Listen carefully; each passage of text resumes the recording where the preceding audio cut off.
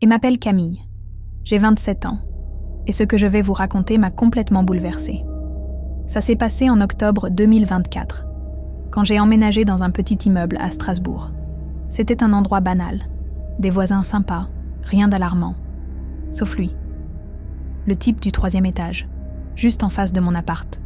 Il s'appelait Julien, la trentaine, brun, mince, toujours habillé sobrement. Au début, il ne me dérangeait pas. Il était discret, un peu trop même. Mais dès les premiers jours, j'ai senti quelque chose d'étrange.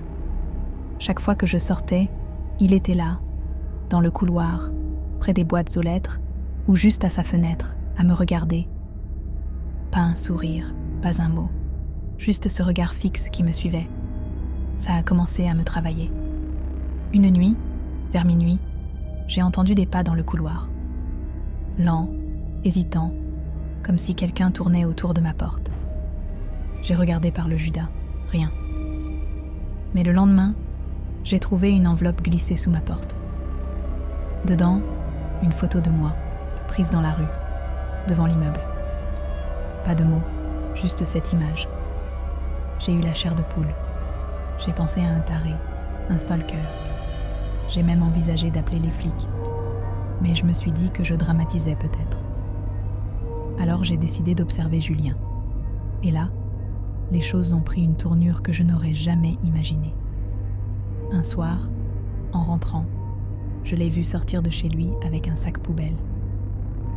Quelque chose en est tombé. Une boîte de médicaments, la même marque que ceux que je prends pour mes migraines. Bizarre, mais pas impossible, non?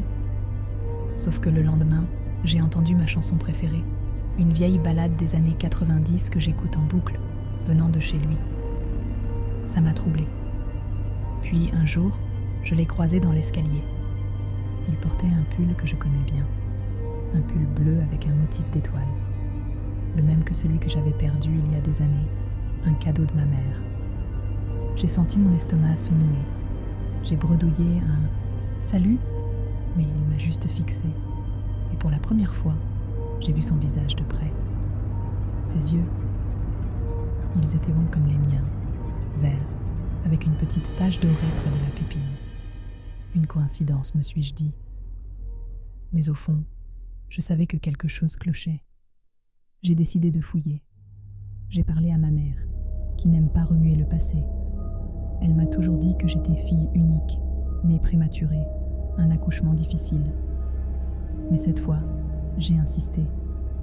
Et là, elle a craqué. Elle m'a avoué qu'il y avait eu un jumeau, un garçon, mort-né.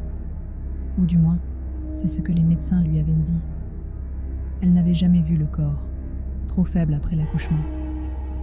Mon père avait tout géré, et il est mort depuis. J'étais sous le choc. Et si? J'ai cherché des indices sur Julien.